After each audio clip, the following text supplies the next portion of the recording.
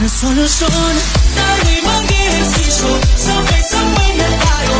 Lakad ng tagilid, talong takbo ting kaya. Pagkaihahain, dapat siguraduhin. Magulay at bukas, kumakilat ng patas. Lakas ng katawan, dalas ng isipan.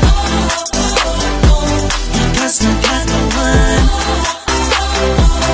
dalas ng isipan. Healthy life ay aking simulan.